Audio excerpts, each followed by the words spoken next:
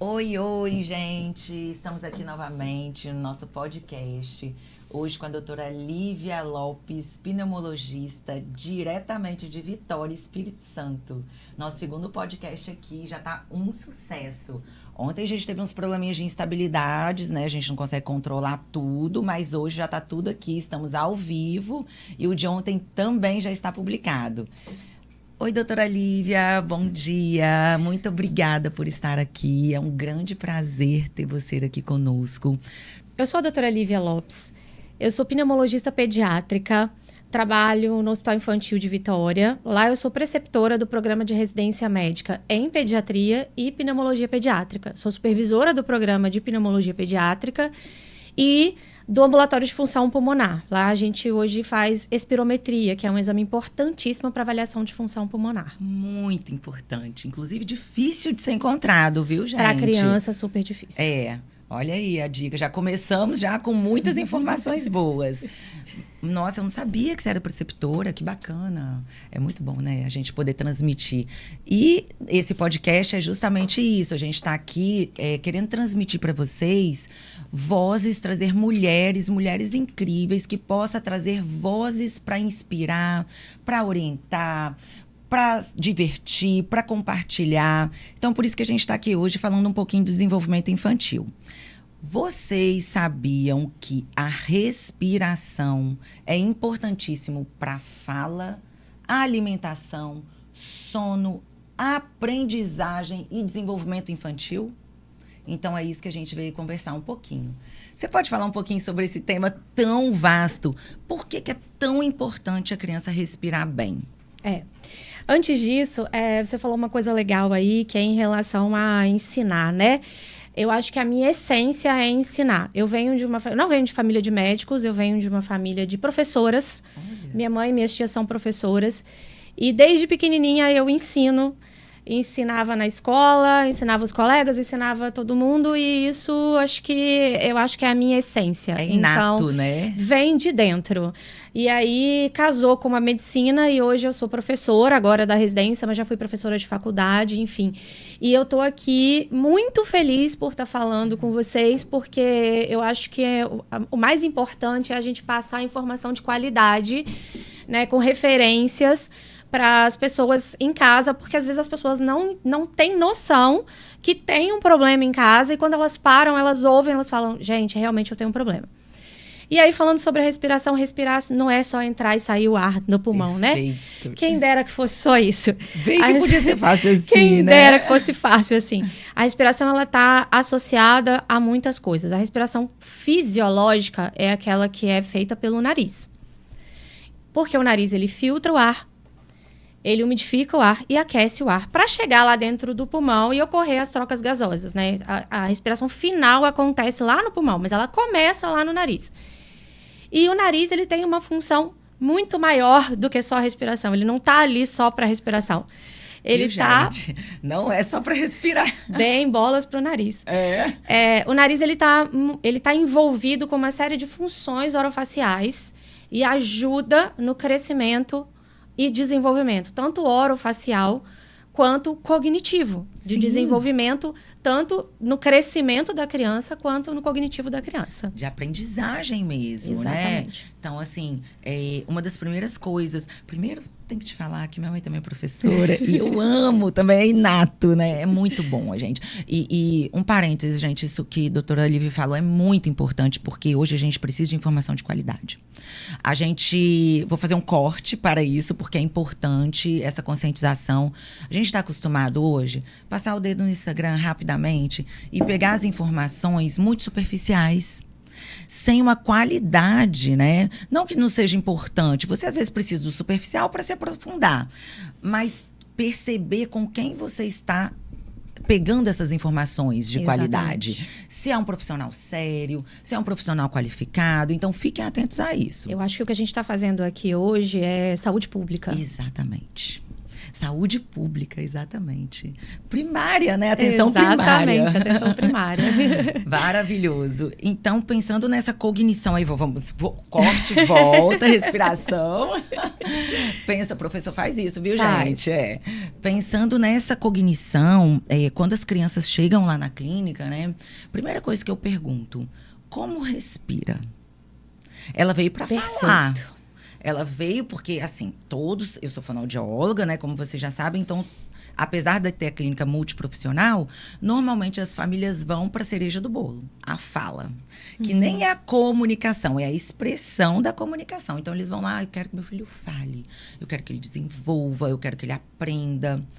Tudo bem. E quais são os precursores dessa aprendizagem, dessa fala? Uma delas, e a principal, é a respiração. Exatamente. Que é a nossa caixa de ressonância. Se a criança não respira, sem pensar na parte orgânica, né? Se a criança não respira, ela não vai falar. Exatamente. Se você está fazendo um trabalho, o fono está fazendo um trabalho e aquilo não está evoluindo, você tem que voltar lá atrás e falar assim, o que está acontecendo de errado para não estar evoluindo? E na maioria das vezes é um problema de respiração. Sim. A obstrução nasal, ela leva a uma respiração oral crônica. E essa respiração oral, respirar pela boca de vez em quando está gripado, é completamente compreensível.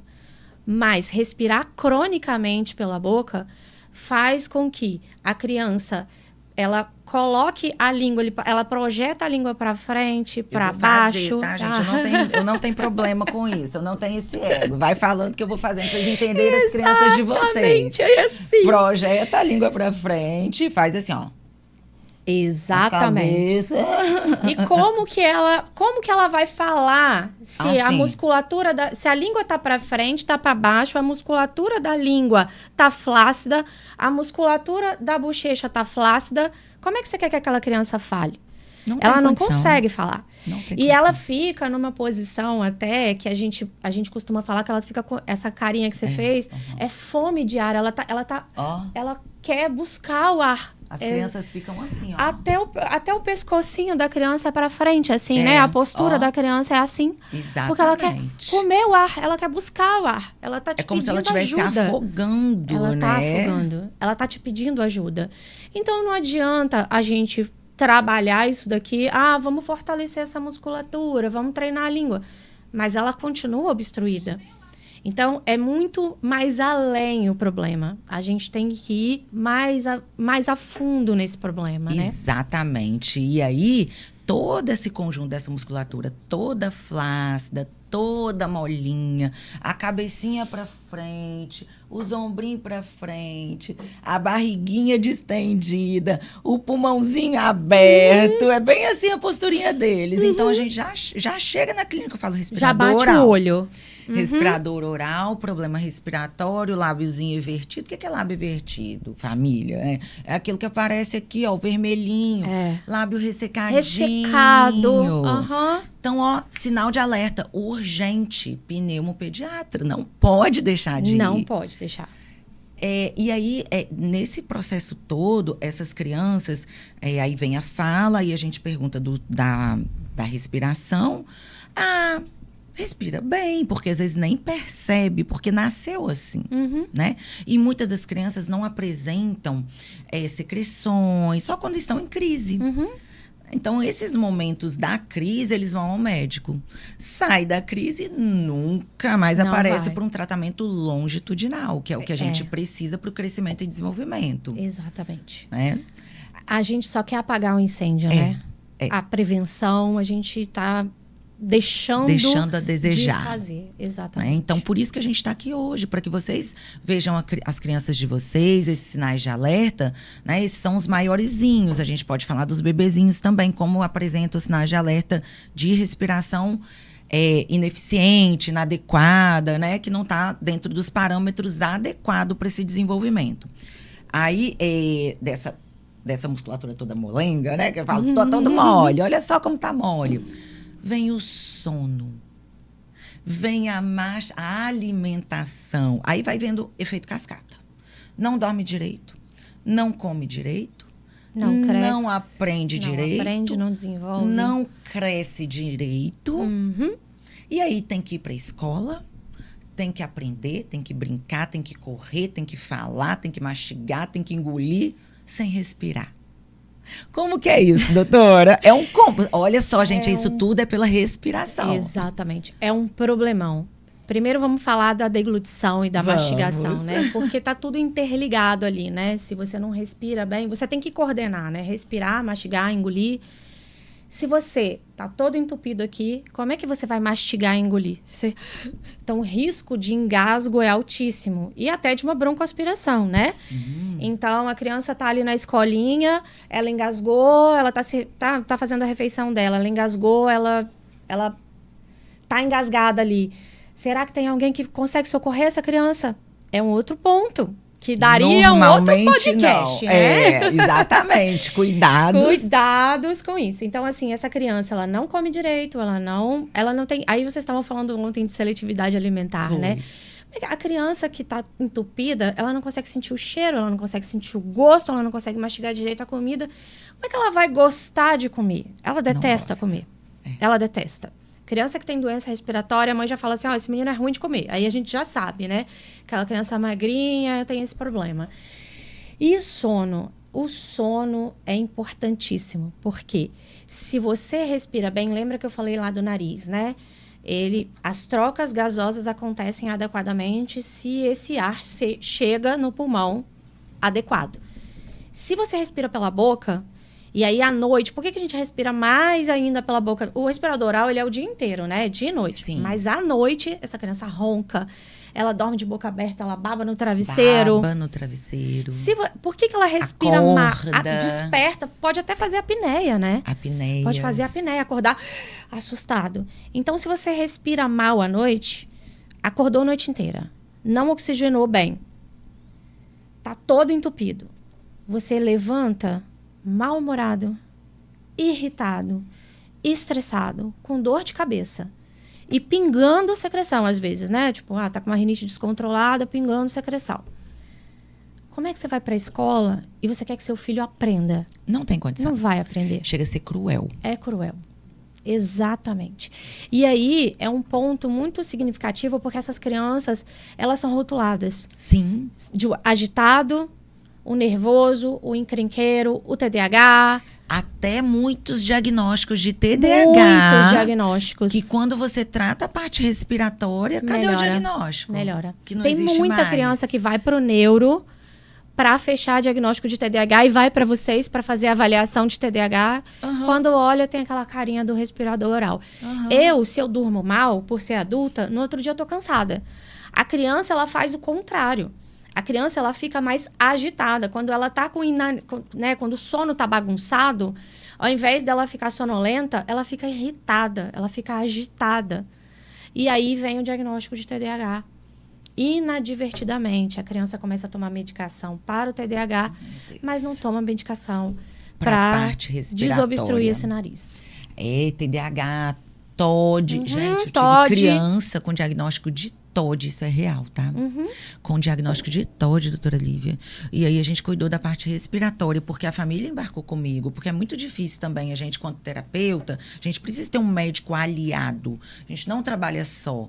A gente precisa ter um médico que fale a mesma língua que você fale. Exatamente. Para entender a criança de uma forma holística, de uma forma global. A gente não pode olhar só o cérebro, porque o cérebro ele é fruto de outras coisas. Da alimentação, da respiração, do sono.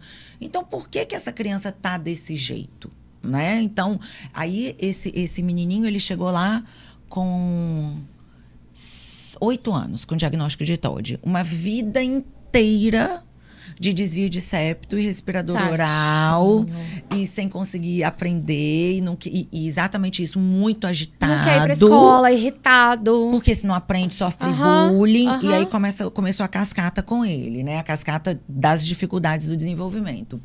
E eu batia na tecla, gente, ele não fecha TOD. TOD, a pessoa precisa de um monte de pré-requisitos em outros ambientes. Então, ele tinha comportamentos diferenciados. Era na escola. Falei, não fecha. Ou em casa, quando precisava fazer alguma coisa. Comer, estudar, ou dormir. Que eram as horas que ele tinha mais problemas na respiração. Exatamente. De que ele precisava da concentração Ele ou do precisava descanso. concentrar, ele estava com dor de cabeça, ele estava irritado, ele estava cansado, não respirava, coitado. Olha isso, gente. Então, assim... É muito comum, esse Tati. caso É extremamente comum. A me gente deixa pega muito. Muito impactada. Porque é um diagnóstico de uma característica muito difícil para uma família. Que um TDAH, a gente ainda...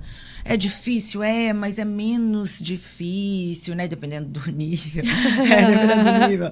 Mas o TOD é um distúrbio né? Pode dar um distúrbio de caráter no futuro, né? Que é muito complexo. E as medicações também, muito são mais fortes, medicações do que o TDAH, né? Mas as pessoas, eu acho que elas valorizam muito elas têm valorizado muito esses diagnósticos, né? De neurodivergência, mas estão esquecendo dos diagnósticos respiratórios que são tão importantes, né? Que é o prévio de tudo. E que sempre teve, e que eu acho que tanto sempre teve que todo mundo considera isso normal. As pessoas acham que respirar pela boca é normal. Às vezes a criança chega no meu consultório, ela tá lá assim, com essa carinha. Eu falo, sempre respirou assim? Isso é o normal. Não, isso não é o normal. Roncar não é o normal. Ter aquela carinha do alérgico não é normal. Lá tem repercussão aqui, mas tem repercussão lá na idade adulta também. Muito! Gente, na mastigação, eu fui uma criança toda esse combinho, seletiva, respiradora, tudo. Porque você também, né? Então, assim, a gente viveu isso tudo. Talvez essa empatia diferenciada seja até por isso, né? A gente sofreu todas essas questões das crianças. E essa carinha que eles apresentam no futuro me impactou. Vou falar o que me impactou, cada um impacta de uma forma diferente. Além do sono, a minha mastigação. Eu precisei usar aparelho adulta, gente. Porque a minha mastigação e os meus dentes, que sempre foram muito bem alinhados, começaram a mudar de acordo na minha fase adulta, ou seja, não é só com a criança. E eu tive que usar aparelho adulta. E tratar da minha respiração de uma outra forma, né? Aí eu tratei de uma forma longitudinal. E eu sempre fui tratada desde pequena. Ou seja, eu melhorei. E isso impactou na velhice. Imagina quem não trata e quem não melhora. O que acontece? Eu fui uma criança do interior, então eu não tive essa sorte. A minha mãe até ia atrás. Eu tenho asma até hoje, eu tenho rinite, enfim. A minha mãe, ela ia atrás dos recursos que tinha na época, né? Então, eu sou aquela criança que... Eu fui aquela criança que tinha aquela carinha.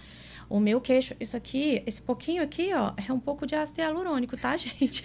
Todos nós temos. Porque o meu queixo é pra dentro. Não tem condição, o meu também ficou. A minha postura é assim. E aí, agora, depois de adulta, eu fui, de novo, indicada para colocar aparelho. E... ainda bem que foi só o aparelho, porque o maior problema em relação a isso é fazer a cirurgia ortognática, né? Você imagina você passar por uma intervenção cirúrgica por conta de um problema que poderia ter sido resolvido precocemente lá na sua infância e que não te levaria a isso na idade adulta, porque a gente precisa trabalhar. Né? Pagar boleto, gente. Tem que pagar boleto. Como é que você vai parar para fazer uma cirurgia? Não dá, nessa altura, não dá tempo. E a recuperação não é fácil, não tá? É fácil. São meses de recuperação. Então, a gente precisa ver essas crianças melhor. Hoje, a gente tem muito mais recursos. Não é que a gente não era visto antigamente, né? Acho que tem crianças que não eram vistas, mas os recursos hoje em dia estão melhores para a gente poder reverter isso e não levar a problemas futuros. Resolver, tirar um diagnóstico tão rotulado, tão difícil de uma criança, né? E fazer um tratamento correto. Sim, isso que é importante, sim, né? Com certeza. Aí, finalizando, que eu acho que as pessoas vão querer saber o que aconteceu com ele, né? Ele realmente, a gente conseguiu, a família embarcou comigo, a gente foi juntos, conseguimos um médico pneumologista excelente, que foi aquela doutora que eu conversei com você aquele dia, lá de Salvador. E ela fez um tratamento, essa criança saiu do diagnóstico, não é que ela saiu, ela não tinha esse diagnóstico, o diagnóstico era respiratório, e ele teve a alta da clínica. E assim, o TDAH lá tá assim, ó, que a gente está conversando com a pneumologista justamente para isso, para que a gente consiga um diagnóstico diferenciado. E mesmo que ele tenha TDAH, né? Se ele tem, exatamente, se ele tem um fator que piora o sintoma dele, não tem remédio que vai fazer ele melhorar. Não, porque o comportamento está todo influenciado. E a respiração afeta o comportamento. Muito. Né? Igual a doutora Lívia falou que eles ficam muito agitados. Criança não irritados, mal-humorados. Por quê? Porque a criança, quando ela tá com sono, ela não quer dormir. E aí ela vai agitar o corpo dela para ela aumentar o estado de alerta, para que ela consiga ficar mais alerta e não durma. Ela briga com sono. Ela briga com sono o tempo inteiro. E aí vai aumentando a irritabilidade, todas essas más condutas comportamentais, né? Que aí é o menino mal criado, é aquele menino chorão, é aquele menino que ninguém entende, é aquele menino que as pessoas na rua olham e falam assim, nossa, que menino chorão. Que menino irritado, que menino mal criado, que menino chorão. Né? No final das contas, ele só tá pedindo ajuda. Exatamente. E aquele menino que tá andando na rua e que quer colo toda hora. Ó, isso é um outro sinal de alerta. Que cansa. Que vai no shopping e fica desesperado, chorando, quer ir embora pra casa correndo, quer colo. Criança precisa brincar. Criança que não gosta de brincar, tem alguma coisa errada. Ai, gente, outro sinal de alerta. A criança gosta de jogar bola. Toda criança. Você já viu algum menino que não gosta de jogar bola? Uma criança que não joga bola? Nunca vi.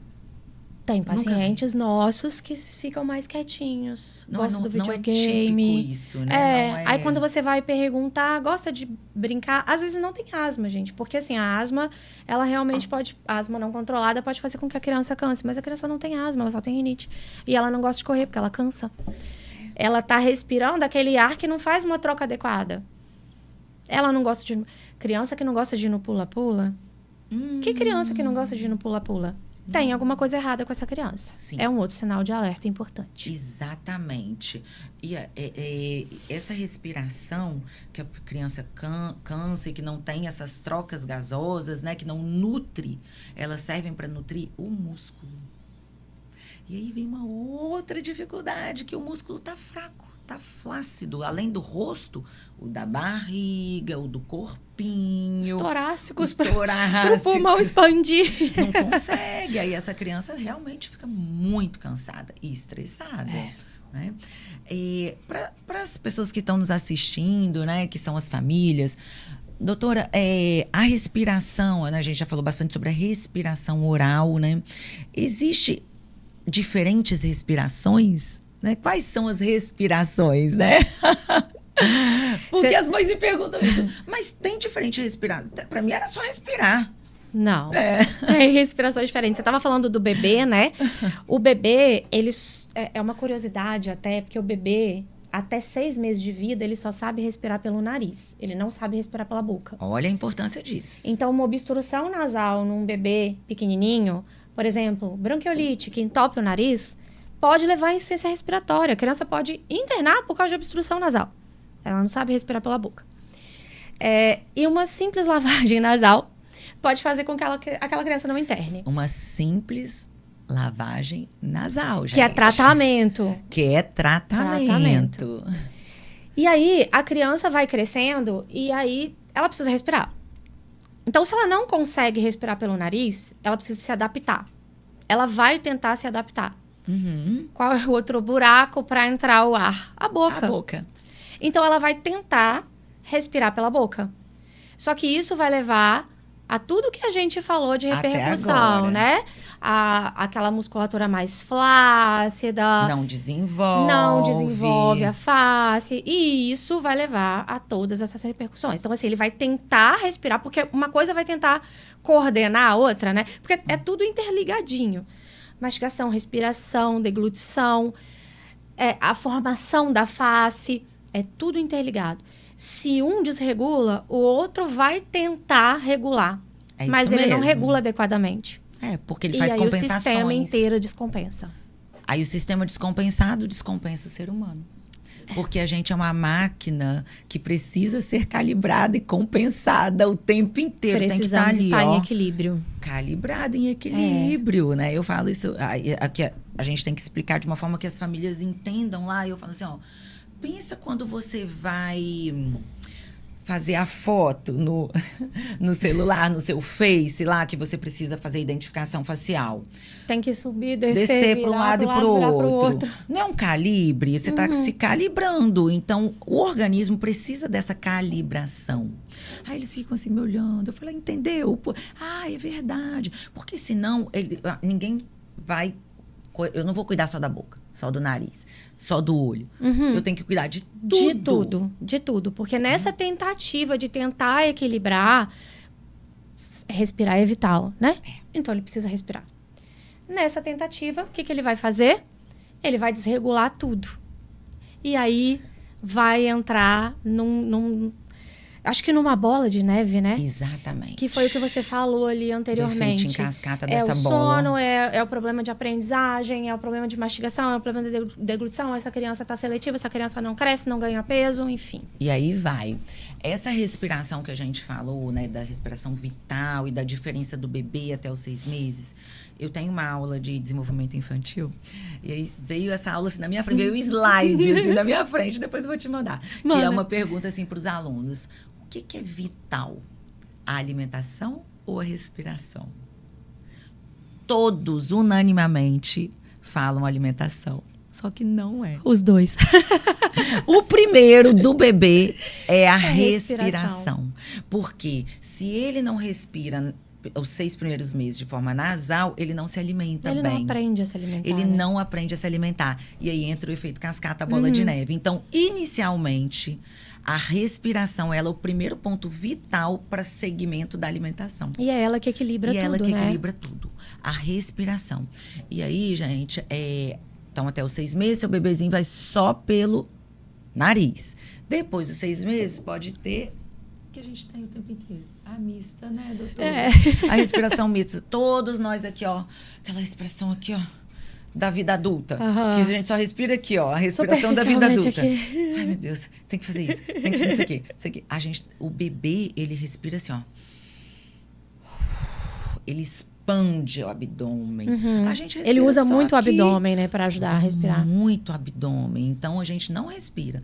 Então, quando você vai fazer uma prática de autorregulação com uma criança emocional, assim, eu trabalho com desenvolvimento e a regulação, às vezes eles estão em crise. É a respiração que traz a criança e tira a criança da crise. Com a respiração, eu consigo, muitas vezes, os que já têm cognitivo para aprender essa respiração, eles saem da crise. Então, a gente tem lá o cheira florzinha só para velhinha. Aí tem a foto, cheira florzinha. Aí a criança cheira agora só para velhinha. Aí a criança... Vamos 5 vezes, 3 vezes, devagar. Aí a gente vai contando com ela. Isso traz a criança de novo para o equilíbrio. E você sabe que a criança... Eu tenho... Isso eu não li em nenhum lugar, não. Mas um dia eu ainda vou fazer uma pesquisa. Todos os meus pacientes asmáticos são ansiosos. Todos. Olha que pesquisa boa. Todos. Eu pergunto... Ô, gente, olha essa pesquisa ansioso. É muito ansioso. Aí eu ainda falo assim, gente, todo asmático é ansioso. Porque vem muito... Aí é uma correlação que eu faço, né? Disso que você fez. Porque se você não respira... te dá uma sensação de morte, uma sensação de que eu vou morrer se eu não respirar. E essas crises de ansiedade, né, elas se confundem muito com crise de asma, né? Saindo um pouquinho aqui da obstrução superior, mas as crises de ansiedade se confundem muito com crise de asma. Disso. Os pacientes adolescentes, a gente nunca... Assim, é muito difícil ali na emergência você saber, porque os sintomas são muito parecidos. Olha que interessante. E aí a gente faz isso, dessa respiração... E aí o paciente vai melhorando e vai voltando para o eixo, né? E aí a gente consegue diferenciar aquela crise de asma de uma crise de ansiedade. Inclusive, uma diferenciação diagnóstica. Exato. Tô chocada, eu não sabia. Olha, gente, que coisa legal. E é desesperador não respirar, né? Sim. É desesperador. Eles têm uma sensação de que eles não vão voltar. Exato. Você imagina uma criança ali de 5, 6 anos com uma sensação de morte. Olha isso. Imagina. Não sabe nem dizer o que duro tá pra ele. Não sabe. Aí vai gritar, vai chorar, vai quebrar... Aí quantas crises de ansiedade... Vai quebrar televisão, vai jogar tudo pra cima. Quantas crises de ansiedade pode ser só porque ele tá entupido, né? Do doutora, Ele você não tá tem respirando. toda a razão. Né? Eu não tinha pensado nesse diagnóstico diferencial. Olha que interessante, porque a gente sabe de outras questões, mas assim, a ansiedade. E aí, ontem a gente estava conversando sobre isso com a minha mãe.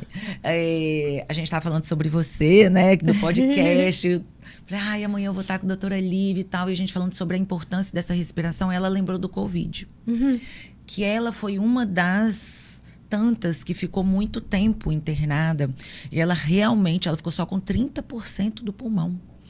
E se não fosse a Mila, né, que é minha irmã, que é fisioterapeuta e que... Maravilhosa, inclusive. Maravilhosa, né? Porque minha irmã não, maravilhosa. Que ela fez aquela adaptação que na época fizeram com garrafa PET e a gente ficou fazendo, né? Ela internada, a Mila conseguiu ficar internada com ela, porque a Mila também estava na linha de frente. Ela falou que era desesperador. É desesperador, gente. Que o que salvou ela foi o emocional. O emocional, porque ela falou assim, Tati, tinha hora que eu falava assim, eu vou morrer afogada. Meu Deus, e orava, que ela é muito católica, então assim, ela orava, pedia a Deus paciência. Então, assim, a religião, né, que a pessoa tem ajuda muito, né? Porque ajuda a pessoa a ficar mais calma. Ajuda a voltar para os eixos mesmo, eixos. Né? Porque por mais que ela tentava, ela falou, não vinha ar.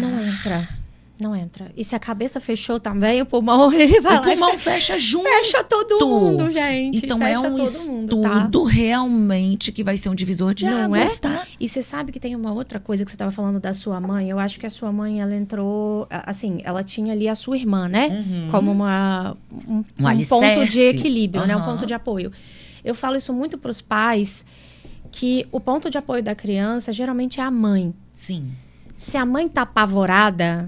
A criança vai apavorar mais ainda. Sim. Ela vai olhar para a cara da mãe e ela vai falar assim, se minha mãe tá assustada é porque deu um BO muito grande. É porque tá tudo muito ruim, viu? Muito ruim. Então, assim, por mais que você não saiba o que fazer num momento desse desesperador de obstrução, que a criança tá em apneia ali à noite, né? Que faz, doutora? Por mais que você não saiba o que fazer, eu acho que a primeira coisa é mantenha a calma. Tá. Porque se você mantiver a calma... Você até consegue raciocinar, sabe? Você para e pensa no que fazer. Então, a criança despertou de madrugada com muita obstrução, né? Ela tá muito entupida. Então, vamos manter a calma. Eu ia falar sobre por que à noite ela fica... Vamos voltar um pouquinho. Corte porque aí eu já vou vai complementar linkar. com que... Pronto. À noite, o ar é mais frio. Então, esse ar mais gelado, ele tende a entupir mais o nariz. Então, você vê aqui que agora deve estar fazendo lá fora uns 30 e poucos graus, à noite cai ali para 20 e poucos. Só essa queda de temperatura já faz o nariz entupir. Por isso que final da tarde começam os sintomas respiratórios. Entendi. Né? Além disso, a gente à noite tem uma queda, vai anoitecendo, a gente tem uma queda do cortisol, que é um hormônio que a gente libera no iniciozinho da manhã, se a gente dorme adequadamente. Se não, vai Se cair o cortisol, piora a asma, piora a rinite, inflama mais. Porque o cortisol ele é um anti-inflamatório. Então, piora tudo. A criança tá gripada, ela tá ali com um quadro viral, ela tá gripada, acordou toda entupida na madrugada, não tá conseguindo respirar, tá desesperador. Asma é outro ponto que a gente também pode ter um outro podcast. O podcast e laringite também são outros. Mas a gente vai falar especificamente do nariz, tá, gente? Senta essa criança. Aquece um pouco o quarto. Né? Às vezes o ar-condicionado tá ligado ali numa temperatura mais fria. Aquece um pouco o quarto. Lava esse nariz. Sim. Não adianta. Vou fazer nebulização. Não vai entrar nada, gente. Tá tudo entupido. Sim. Lava ficam esse as nariz. rolhas de secreção, Exatamente. Né? Lava esse nariz com soro fisiológico. Acalma essa criança. É uma crise de rinite. A criança, eu sei que a criança tem rinite, o meu médico já me orientou. Eu tenho um antialérgico disponível, vou dar o antialérgico para essa criança, mas eu vou lavar o nariz. Sempre é um quadro viral. Lavar o nariz. Exatamente. É um quadro viral, essa criança não vai melhorar com antialérgico.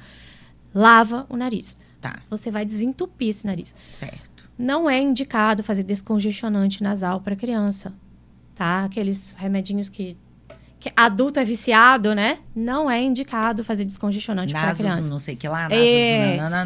Descongestionantes causam arritmia, não é indicado. tá?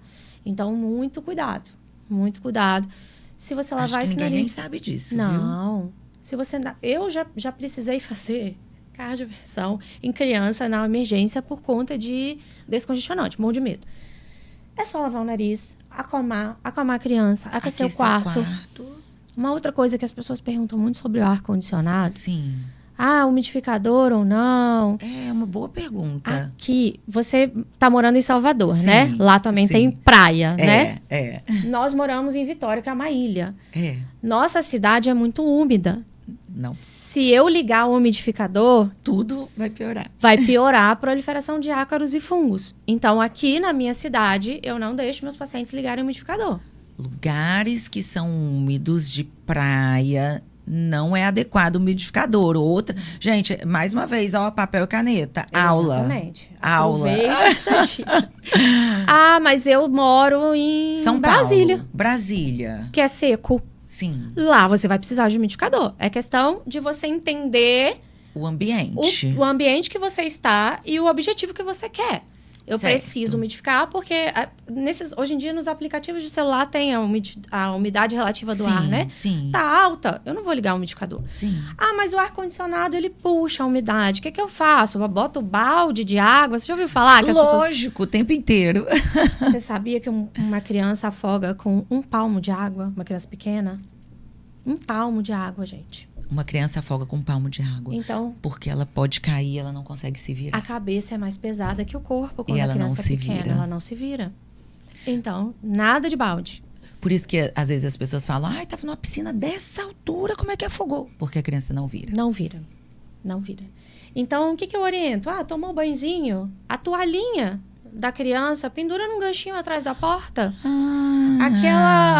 Só aquela toalha úmida já é o suficiente para o ar-condicionado umidificar o ambiente. Porque temperatura seca também entope o nariz, né? Ou seca demais ou úmida demais. Uma coisa que eu tenho pavor é cama montessoriana. Detesto. Por quê? Por quê? Outra coisa. Ó, até vem pra frente pra eu entender essa história A direito. cama montessoriana, ela é baixa. Aham. E ela fica próxima do chão. Uhum. O ar frio, ele cai.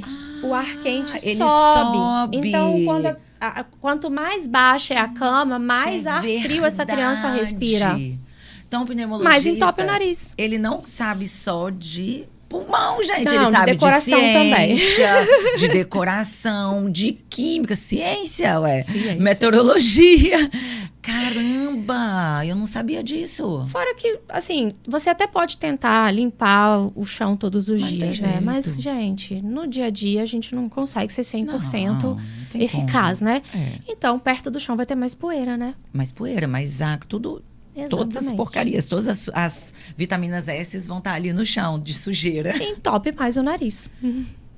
Meu Deus, olha quanta coisa eu aprendi. Então, vou tentar fazer um resumo, tá? Me corrija se eu estiver errada. Vamos lá. Então, criança começou a sentir mal na madrugada. Seja o que for. A gente está pensando mais em parte respiratória. Porque, normalmente, asmático tem as bombinhas. Tem as bombinhas, vão fazer as medicações As de resgate ali. medicações, né? E os alérgicos Laringite também. é diferente. A gente tá falando só ali do nariz entupido, Parte aqui, que é o mais comum no dia a dia, né? Que daqui a pouquinho tá chegando.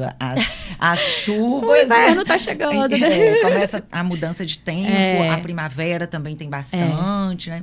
Então, essa criancinha tá lá, acordou nervosa. Aquece a criança, acresce o ar, diminui o ar geladinho do quarto, deixa a criança calma e lavem o nariz. Exato. Casas que crianças dormem no chão ou são camas montessorianas não são indicadas para crianças alérgicas. Não. Tem muitos pais que levam o colchão pro quarto deles, né? Sim, Que deixa a pra criança dormir no dormir. chão. Não é indicado. Por isso que eu falei que às vezes aí a gente vai fazendo esse desmamezinho do quarto. Então, Exatamente. isso também vai influenciar. Né? Então, acho que é o primeiro sinal de alerta para os pais e tomarem conta disso, né? A toalhinha, deu banho na criança em cidades que são mais úmidas. Pega a toalha que está molhadinha antes de dormir, pendura perto do ar-condicionado, que esse ambiente já consegue deixar mais umidificado o quartinho da criança. Se for local com muito ar seco, umidificador. Umidificador. Exatamente. E hoje em dia a gente tem aqueles umidificador portáteis, Sim, você já viu? que esterilizam também o ambiente. Eles são muito bons, né, mas... que podem levar. Vou viajar para um lugar muito seco, minha criança é alérgica. Pode levar, já tem várias estratégias aqui. Exatamente. Né? Nunca usar descongestionante nasal em criança. Nem adulto se deve, só quando o médico receitar. Nunca, nunca. Meus pacientes às vezes me perguntam assim, eu tô aqui com um frasquinho do descongestionante e tal, quantas gotas eu uso? Não sei, não quero saber, tenho raiva de quem sabe. Não prescrevo isso. Não sei prescrever isso. Não sei nem o que Não sei de onde que você tirou isso.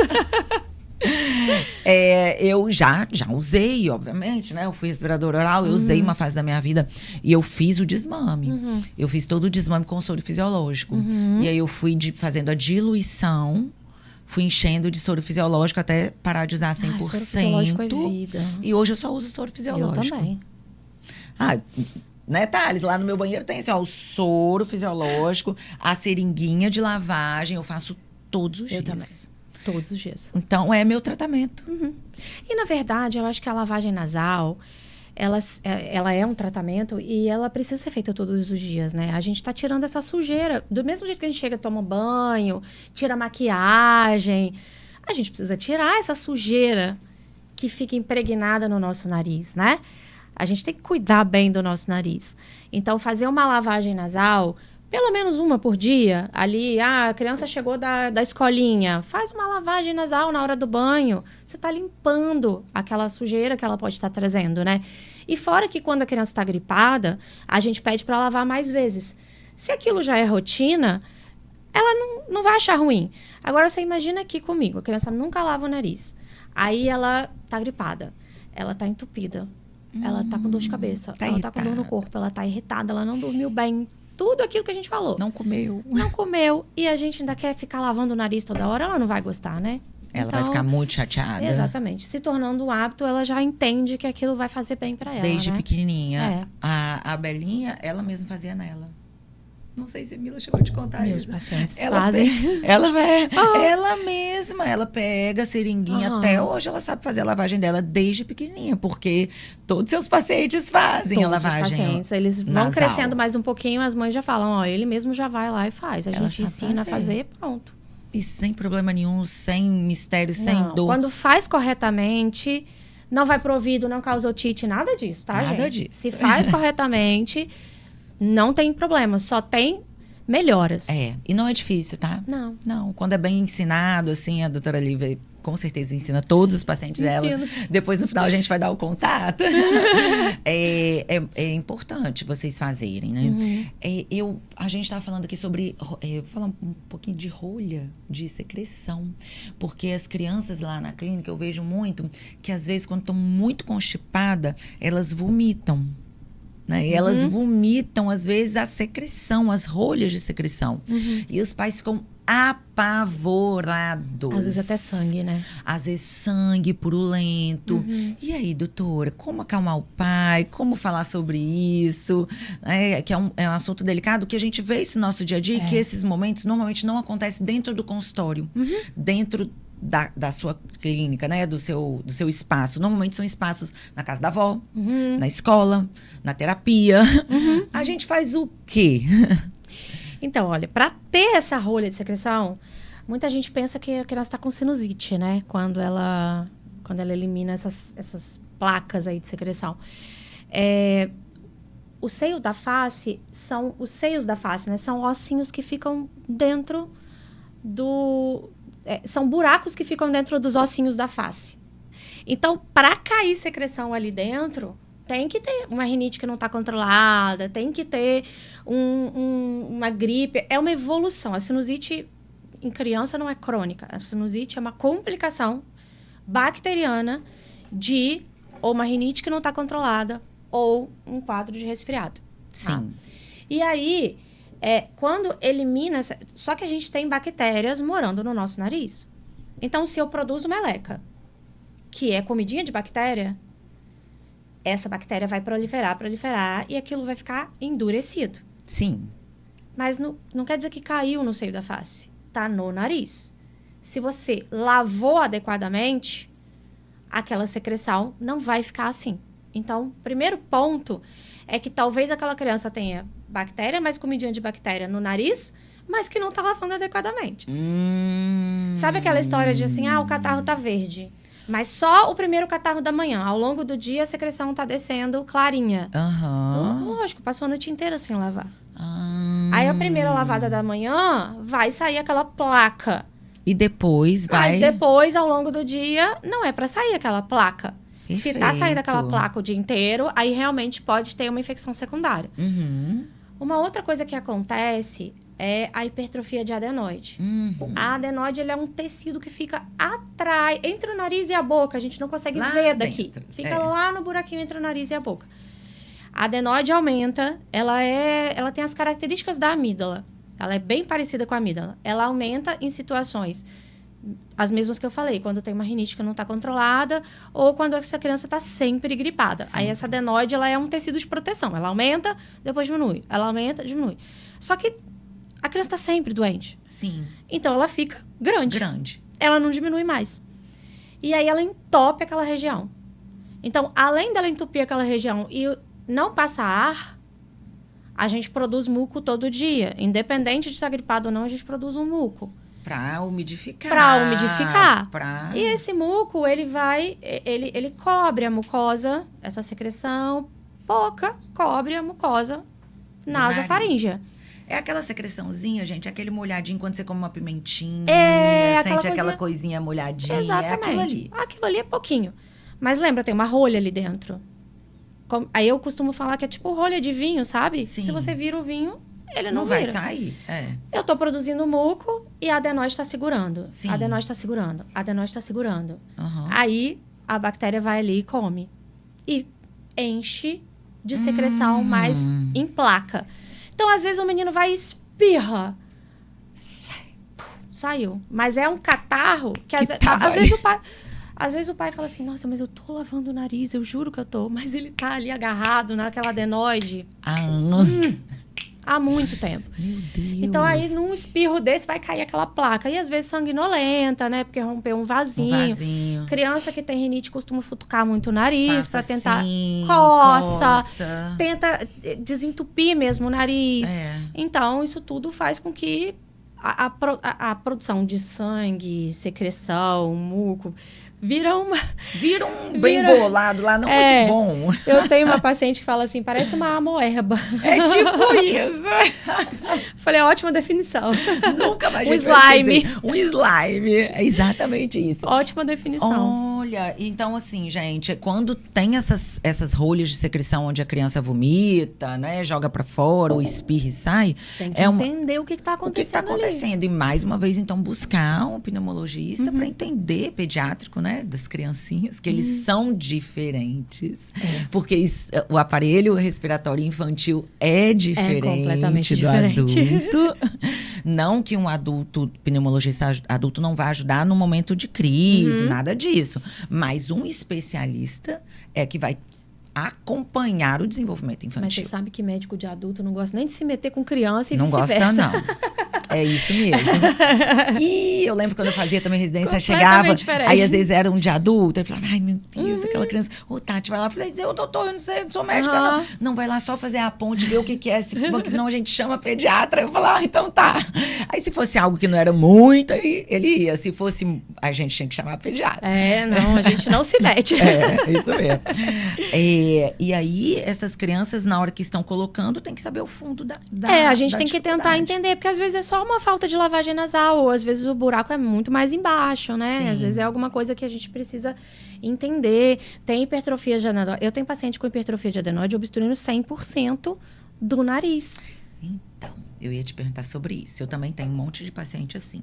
Às vezes 10%, 30%, enfim. Porque as crianças dentro do espectro tem algumas características. E uma delas é a baixa imunidade, problemas respiratórios, dermatológicos, gástricos, todos que você imaginar. Porque é um funcionamento diferente mesmo, né? A gente ainda vai tentar... Tá estudando ainda muito o porquê desses funcionamentos diferentes. Então, essas minhas crianças, com essas obstruções da adenoide, elas fazem, às vezes, uns tratamentos longitudinais que são necessários, eu queria saber a sua opinião sobre isso, com corticoides.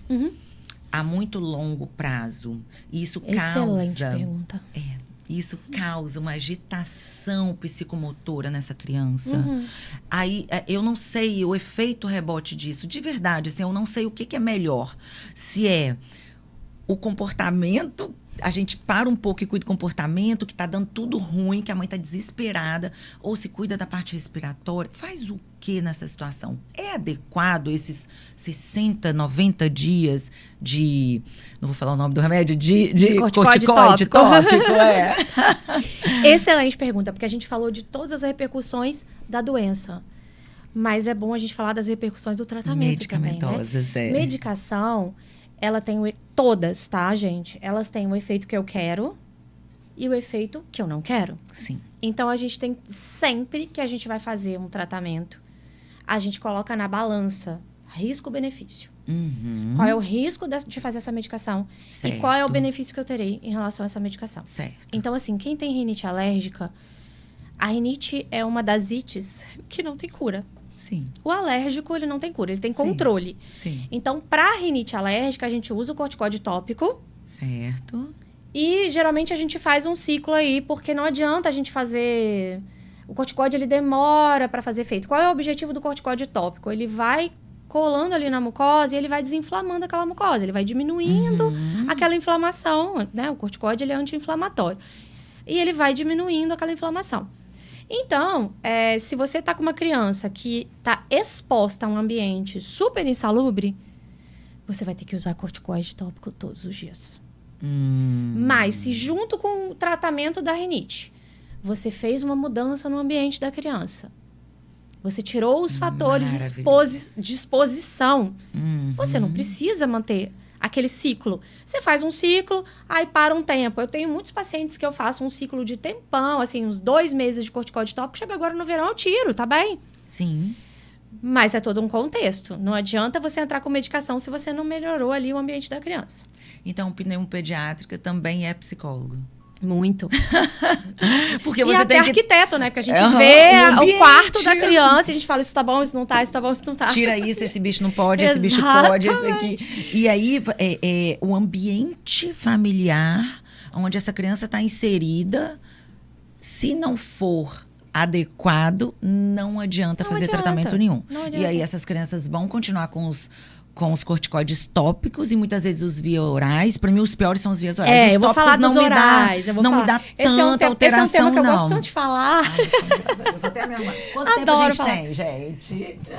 Olha, eu sou faladeira. Tati também, então... Tem 50? Tem mais 10, 15 minutinhos? Então tá bom. Corticóide é um tema muito bom. Muito bom. Então, assim, para falar... Aí eu falei da rinite. Sim. Aí a adenoide. Vou me ajeitar aqui. Que é a adenoide, que é uma inflamação secundária à rinite não controlada. Às vezes eu controlei a rinite com corticóide tópico. Sim.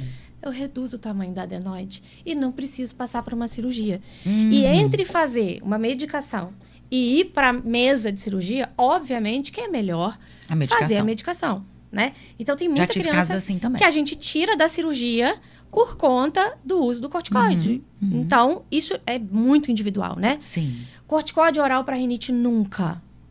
Nunca.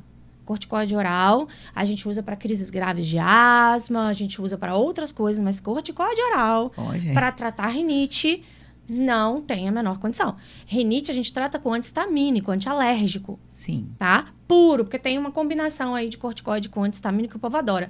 Não. A gente vai usar antihistamínico, lavagem nasal e o corticoide. Eu já vi antihistamínico com corticoide. O povo adora. É o xaropinho. Só que assim, as pessoas às vezes nem sabem que aquilo tem corticoide, sabe?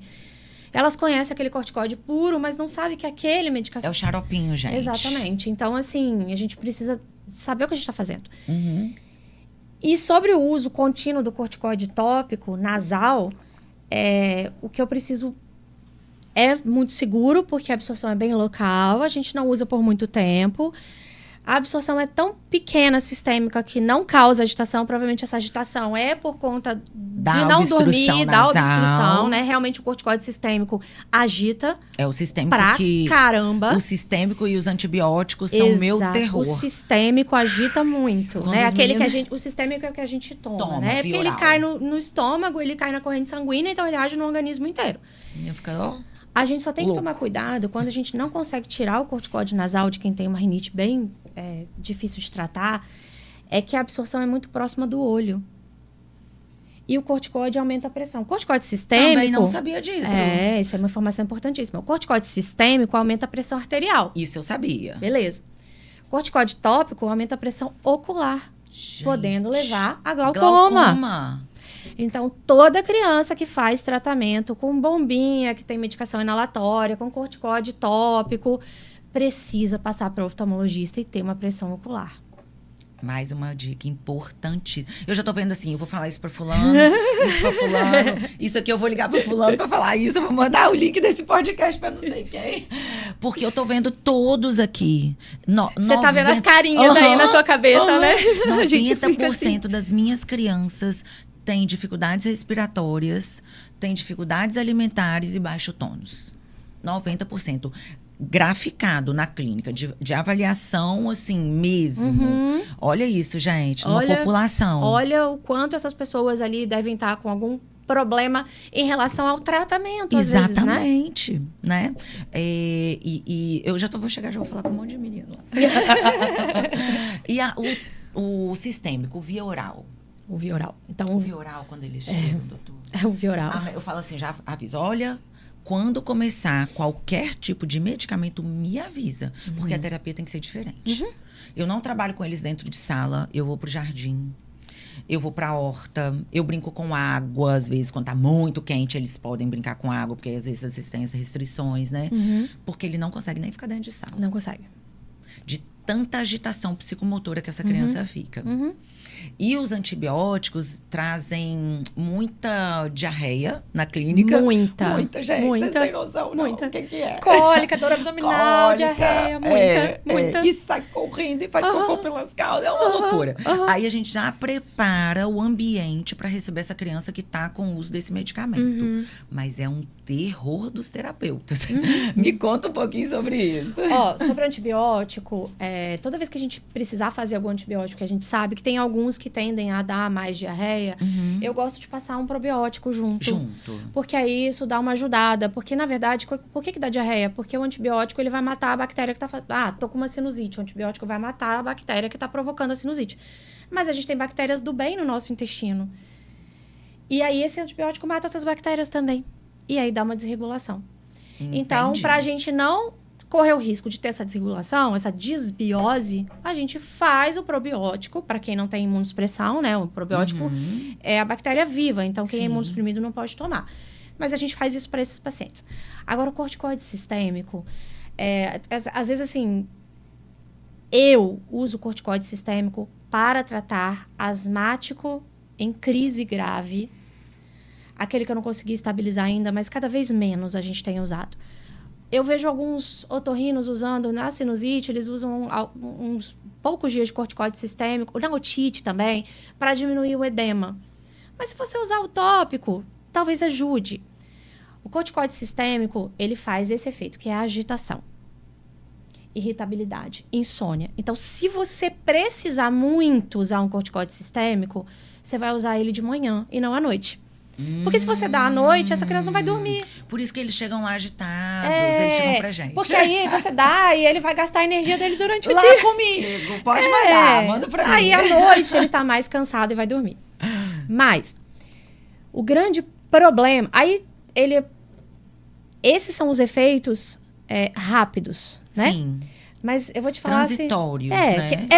Do uso agudo. Sim. A palavra que eu queria usar era essa. São os efeitos do uso agudo. Sim. Ele vai agitar, parou de usar, ele vai voltar ao normal. O grande problema do uso do corticoide é o efeito cumulativo que ele tem. O corticoide, se você der geralmente a gente considera um ciclo como 4 dias de corticoide oral. Sim. Geralmente você vê ali 5, 7, às vezes até 10, né? Sim. Então, um ciclo... Doutora, eu eu já vi tomei... absurdos de 30 dias. Eu não queria falar, Isso aí, não. nossa, isso aí... Eu não queria falar, Eu vou te não. explicar o que dá nisso daí. Ai, meu Deus. Um já ciclo. vi 30 e 60 dias, tá? Aí, esse negócio a gente vai precisar ir escalonando, não pode... eu vou falar sobre isso para vocês entenderem. São os médicos que às vezes trabalham o integrativo da forma errada do integrativo. Porque senão é zero integrativo. Da forma errada do integrativo. Você tomou um ciclo. O corticoide fez o efeito que deveria fazer. Você não tomou mais? Ops, vida Não que segue. Eu converso muito com a mãe, gente. Nossa, né? Você tomou... Não tomou Tô mais? segurando a minha aqui, ó. Vida que segue. Eu não consigo. Vida que segue. É porque o corticoide me empolga. Esse assunto me empolga.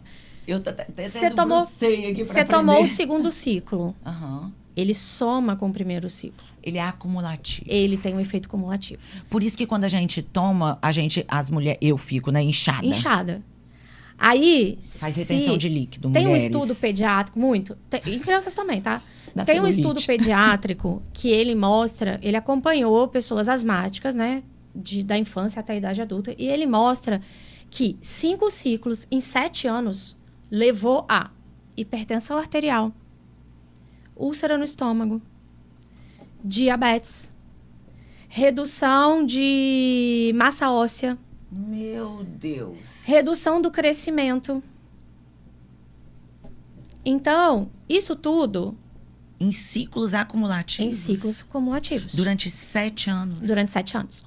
Então, se em 7 anos eu fizer 3 ciclos, eu posso ter esse risco. Se você faz 2 ciclos em 1 ano, você tem esse risco. Olha quantos ciclos uma criança não faz em 1 ano. Gente, isso é seríssimo. É seríssimo. É Tratem. muito sério. O corticoide ele realmente é um bom remédio para o asmático, porque a asma, a via aérea baixa, fecha. Né? Via aérea do pulmão, fecha. Uhum. Então, aquela criança, se ela está numa crise grave, ela precisa daquilo para sobreviver. Mas é só isso.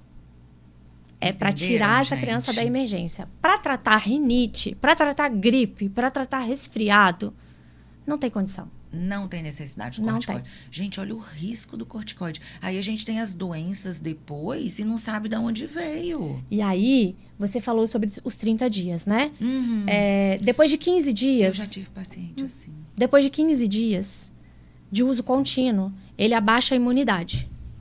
Ele ficou mais... Então, você está dando um antibiótico para tratar... Você está dando o corticoide para tratar um quadro infeccioso, mas você está dando uma medicação que faz com que ele tenha imunidade baixa. Para começar, a conta não fecha, né? E ele suprime... O corticoide é um Imunossupressor. não, e aí, ele... Lembra do cortisol que eu falei? Uhum. É um corticoide. Sim. Ele é produzido pelas glândulas suprarrenais. São 2 glândulas que ficam em cima dos rins. Tem 2 bolinhas ali em cima do rim. 2 bolinhas em cima Depois dos vocês vão rins. lá na anatomia olhar. Se eu tô dando corticoide por via oral, para que eu preciso produzir o cortisol? Aí o rim para... Aí a suprarrenal para de funcionar. Só que você deixou... Só que Meu do Deus! nada, da noite pro dia, você parou de dar. Você deu 30 dias e parou de dar. A suprarrenal tá ali, ó, mortinha. Acabou o cortisol dessa criança. Acabou o cortisol dessa criança. Essa criança pode entrar em coma. Ela pode morrer. Então, quando você... Existem alguns tratamentos, tá, gente? Eu tenho paciente que usa corticoide contínuo. Tem asma grave.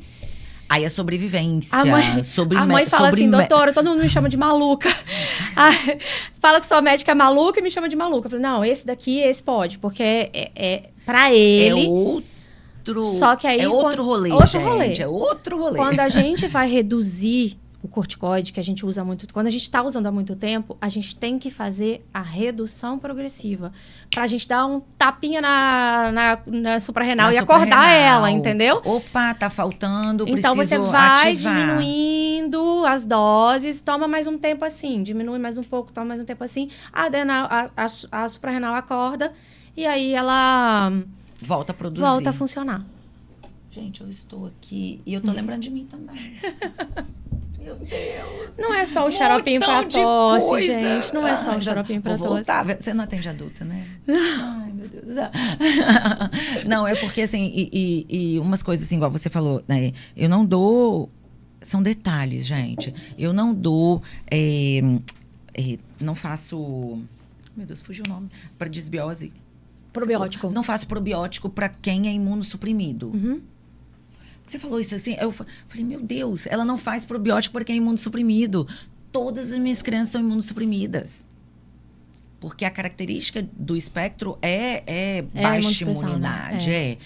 E eu vivi isso na minha vida. A minha vida inteirinha por causa das questões gástricas, respiratórias. O avalanche, né? O combinho. E só me davam probiótico, eu piorava. E só me davam probiótico, eu piorava. Pode fazer uma superproliferação bacteriana, Foi exatamente isso que aconteceu. Exatamente. E aí um médico, e eu indo em gastro, e ninguém nunca me falou isso. Eu da área de saúde. Meu pai médico, nunca. E uma pneumopediatra sabe disso, gente. Olha a riqueza de você conhecer dos medicamentos, do sistema de um ser humano. Isso é fisiologia. E o que as coisas causam nesse sistema. As coisas que eu digo é o mundo, os antibióticos, os corticoides, tudo que a gente usa, os alimentos. Não dá pra gente ficar só limitado na nossa especialidade, né? Os meus pacientes, às vezes, eles falam assim, a doutora Lívia gosta de saber de tudo. Eu falo, você foi no neuro? Que remédio que o neuro passou? Foi no cardiologista? Que remédio que ele passou? Porque tem medicações que o cardiologista... Essa semana mesmo, um cardiologista passou uma medicação para hipertensão numa adolescente minha. Ela não conseguiu usar a medicação porque piorou a asma. Essa medicação, ela é proibida em asmático porque ela piora a asma. Entendem? Então, eu tive que fazer uma cartinha pro cardiologista e falar assim, olha, essa medicação, essa, ela não pode usar porque piora a asma. Então, eu tenho que saber o que o meu paciente está usando. Porque, às vezes, eu vou estar aumentando a dose da medicação e o problema é a outra medicação que ela está usando. Exatamente. O problema é a cama que ela está dormindo. Que a mãe mostra aqui no vídeo. Da então, arquiteta. A gente precisa ser um detetive. Eu acho que o pediatra, e aí não só o pneumologista, mas acho que o pediatra. Ele tem essa característica, porque a gente é um detetive. O nosso paciente não fala pra gente o que tá sentindo. Então, a gente tem que buscar ali nas minúcias... Exatamente. O problema. Exatamente. E às vezes a família nem sabe, assim, o que tá sentindo, né? E é justamente o que a gente falou lá no início. Eu preciso passar informação de qualidade para melhorar a qualidade de vida daquela família, porque não é só daquela criança. É da criança, da mãe, do pai, do irmão, da avó, de todo mundo que mora junto. Exatamente. Né? Nossa, eu aprendi tanto hoje. Nossa, eu tô muito feliz. Bom. E aí, só pra gente finalizar, assim, eu queria falar até um pouquinho sobre um aplicativo que a gente desenvolveu dentro da Estímulos, que eu vou liberar ele só pra algumas médicas pontuais. Que ele é interno, a gente tá usando lá. Ele é baseado na caderneta de saúde do menino e da menina, então, no Gov mesmo. Então, a partir da Sociedade Brasileira de Pediatria, justamente para isso, assim, ele é uma pré-triagem. Ele nem é uma triagem. A mãe, a professora, o médico que não é da especialidade do desenvolvimento infantil, viu alguma coisa que tá estranha, aquele menino não vai no pula-pula, igual você falou. Ele não quer jogar bola. Tem uma coisa que tá estranha com esse menino. Não tá dormindo bem, tá respirando pela boca. Vai lá. Gente, a caderneta de saúde, ela é tão rica. Legal. É muito rica. Tem tudo ali, desenvolvimento infantil. Eu falo que a mãe, ela deveria receber essa caderneta antes do neném nascer. Antes do neném nascer. Porque depois que o neném nasce, ela não consegue ler, ela não gente. dá tempo dela ler. Então, baixa, tem lá, todas as grávidas, tem na internet, gov.com, caderneta de saúde, leiam antes. Tem do menino e da menina, porque o desenvolvimento é diferente. E aí, esse aplicativozinho, a família, ela consegue, ou o médico, levantar bandeiras. Ótimo, que coisa amarela, legal, vermelha e verde. E a vermelha corre. Corre para um especialista. E aí ele direciona, você precisa ir para um pediatra e um fisioterapeuta. Sempre o pediatra na cabeça, porque ele que cuida do desenvolvimento infantil. O pediatra e um neuropediatra. Um pediatra e não sei o que lá. E ele vai direcionando a família. O amarelinho tá ali. Fica de olho, observa. Tratamento precoce para não chegar a ter problemas no desenvolvimento infantil. E o verde tá tudo bem, você vai fazendo de acordo com os marcos do desenvolvimento. Você vai ali, ó. Ah, meu filho de 6 em 6 meses tem uns booms do desenvolvimento. Eu vou lá, ó, na cadernetinha e vou acompanhando. E ele vai gerando os gráficos. Então, tem o longitudinal dessa criança, né? Que legal. Tá muito lindo, Muito legal, assim. adorei a ideia. Muito legal. Adorei. Meu marido é engenheiro de sistemas, né? Óbvio. E eu chegava com as minhas dores em casa. A mãe não consegue explicar o que a criança tem pro médico. Não é pra mim, porque eu tô todo dia com aquela criança ali. Eu faço terapia. É diferente. O médico é pontual. Então, ele precisa... E foi o que você falou, a gente só vê na emergência, na maioria das vezes. Quando o negócio tá todo degringolado, ninguém trabalha com a precocidade, com a prevenção. Principalmente da parte respiratória. Né? Assim como tem que ir num pediatra de desenvolvimento e que ele não entenda de... Né? Às vezes não consegue entender de tudo da parte respiratória. Se você viu, vá num pediatra que entenda disso. Então, isso é muito importante. Aí eu com essas dores todas, porque a mãe chega lá no médico e não consegue explicar. E muitos médicos eu tenho contato, eu ligo e aviso, mas às vezes não dá tempo. A mãe já foi. E aí eu não consigo. Aí ele pensou. Ele falou, você usa o quê? O que é fácil, o que não é? Eu falei, tem que ser um instrumento validado e não sei o quê. E a gente estudando. Aí surgiu o aplicativo Estímulos e tem sido muito legal. As mães levam o relatório para o médico. Então, facilita a consulta do médico em 30, 40 minutos. Com certeza. Porque a historinha toda que ela ia contar tá ali. E você já até planejou, antes da mãe chegar, uma estratégia de tratamento para esse paciente. E aí você trabalha Ela pode te mandar antes isso. Exatamente, porque chega nos 2 e-mails, no seu, da família, da clínica. E aí quando chega lá, o médico já tem a estratégia, então ele vai direto ao ponto, as coisas que é preciso. Então, mãe, olha só, a alimentação eu vi aqui que você respondeu que não tá muito legal. Vamos conversar sobre isso?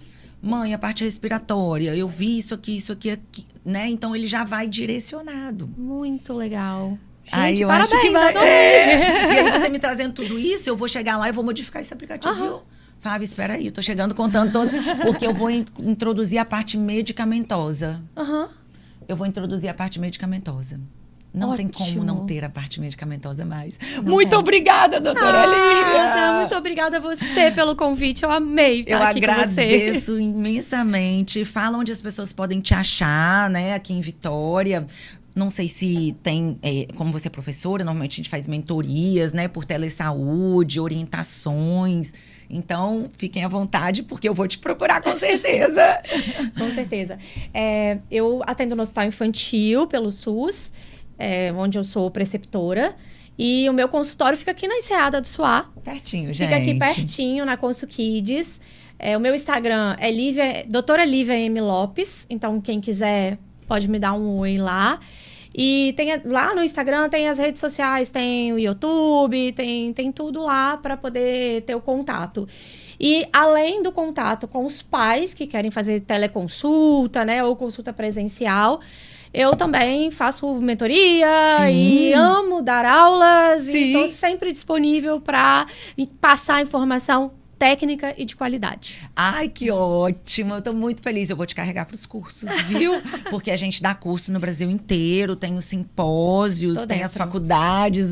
Eu vou te levar com certeza. E hoje, com a tecnologia, ó, a gente aluga um espaço e faz tudo online, ou você vai presencial. Muito obrigada mais uma vez. Obrigada, Tati. Gente, foi um prazer estar aqui com vocês. Eu espero que tenha sido enriquecedor. Eu espero que vocês possam disseminar essas informações tão valiosas, né? Porque eu aprendi muito, espero que vocês tenham aprendido também. Até a próxima. Tchau, tchau. Obrigada. Tchau, tchau.